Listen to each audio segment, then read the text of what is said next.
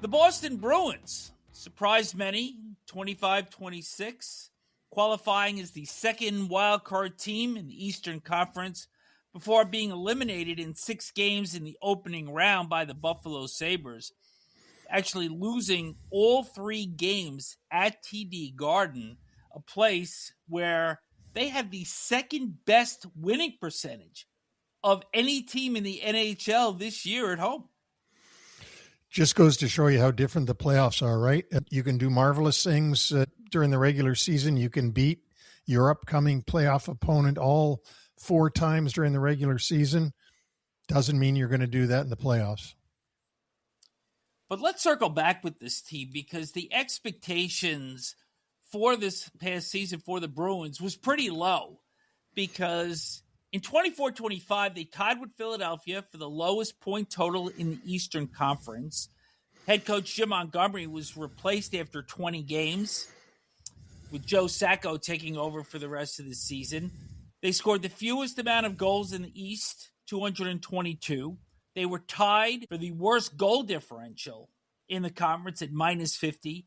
Both of their special teams were 29th. Jeremy Swayman had the worst goals against and save percentage of his career. And we remember that he had a contract dispute heading into that season. And the club was 26th in goals against average. On top of that, longtime star Brad Marchand was dealt to Florida at the deadline. And besides David Pastrnak, scored 43 goals, and Morgan Geekie, who had 33, only 4 other players on the roster had more than 10 goals, and none more than 17, and that was Elias Lindholm. You toss in the offseason acquisitions of Victor Arvidsson, a trade from Edmonton after a disappointing season, and signings of players such as Tanner Jeannot and Sean Kuraly, who was starting a second stint with the Bruins. There wasn't a lot of reason for optimism here. Plus, the Bruins were bringing in a man who had never been a head coach behind an NHL bench in Marco Sturm. You look at this in the summertime and you say, how could these guys possibly be better? This is going to be Pastrnak and a bunch of guys with Bruin jerseys on. But that was not to be. They were going to end up being a lot better than we thought. Sturm hired on June 5th and had a reputation of being strong in player development and a strong defensive coach. And sure enough, the reality of the season, the team moved up to 14th in goals against average. And as noted, a great team at home. They had attitude all over again, Neil. And their offense up 50 more goals than a season ago. And that was without Pastrnak hitting 30, although he did reach 100 points for the 4th consecutive season. Morgan Geekie did reach a career high of 39 goals and 67 points. This despite he had goal droughts of 12 and 17 games during the course of the year. But Pavel Zacha, career high 30 goals, 65 points. Charlie McAvoy, despite having a real bad mouth injury when he was hit by a puck in Montreal, he had a career high 50 assists and 61 points. Arvidsson, who we mentioned before, doubled his point total from a season ago in Edmonton. He went from 27 to 54 points, including 25 goals. The team also got 59 combined goals from Casey Mittelstadt, Fraser Minten, Marat Khusnutdinov, and Marcus Sturm. And you toss on top of that Jonathan Aspero, who's a defenseman, never played in the NHL before this season, was a plus 30. Mason Lohrei goes from minus 43 to plus 17. And Nikita Zadorov, he's not going to replace Zdeno Chara, but boy, what a presence he had this season. Oh, he certainly did. And you know what, Vic, as you're going through all this, I'm sort of hearing the Washington Capitals in my ears, because a lot of career years you're mentioning here. And Zadorov did go from just being a guy who looked like he was lost on defense at times. The first year he was in Boston. This year, he had a dominating physical presence, and he was actually very good defensively. And you combine that with the 2 guys you mentioned, and their defense got better.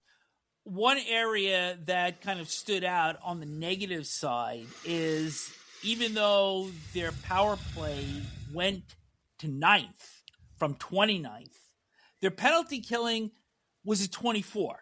So a slight improvement, but still in the bottom quarter of the league.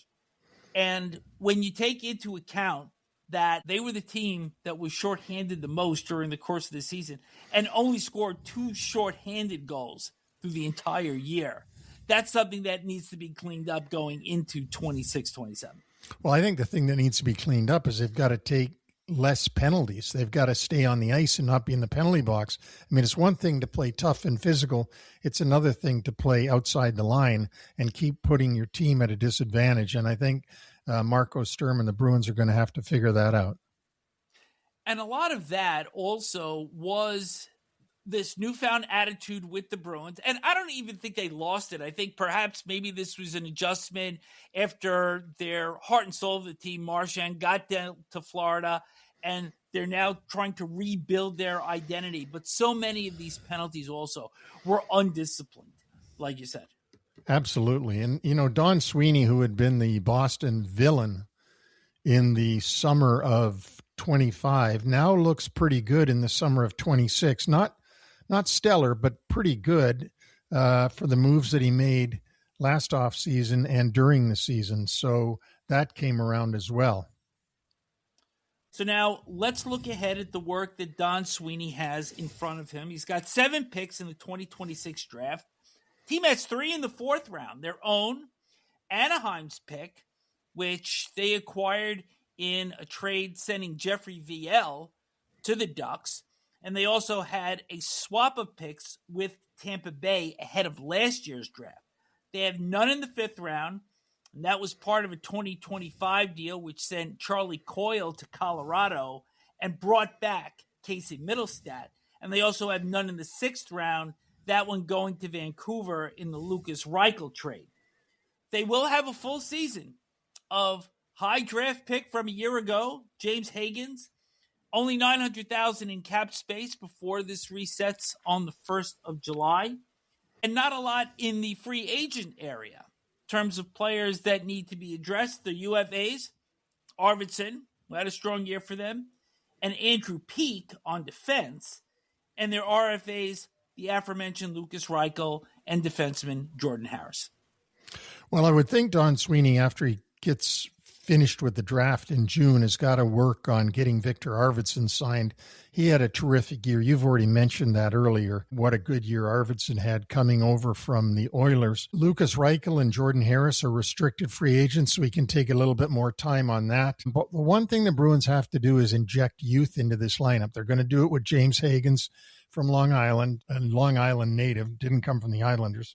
They're going to do that with him, but they've got to keep putting some youth into this lineup, because is this team sustainable in 26-27 because of the career years you've had and the ages of the team? So that's where you've got to start to inject youth along with the veterans, hope that you can still stay in the playoff position, and try to do what some teams have tried and didn't really work, is stay competitive while you rebuild the team.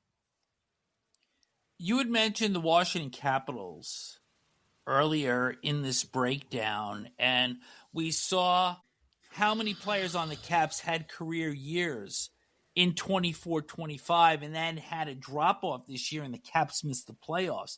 And the team that we have kind of modeled the Bruins with for this year, and also put that cautionary note because they had a lot of players with career years this year, is the Pittsburgh Penguins. Do you see the same similarity? Absolutely. I mean, I think that they got some overachievers on Boston. So did Pittsburgh. And I think a number of the players that Don Sweeney picked up and injected into this lineup had really good years. I don't know if they're sustainable or not. For example, he looks like a genius signing Morgan Geekie to a new contract a couple of years ago. Now he gets almost 40 goals this season. Looks like he can keep going with that. Pavel Zacha had a terrific year. Boy, he was good. And Charlie McAvoy is not old, and he keeps getting better, so you've got to think you're going to keep getting it from him. After that, you just got to keep making improvements in the lineup throughout the roster.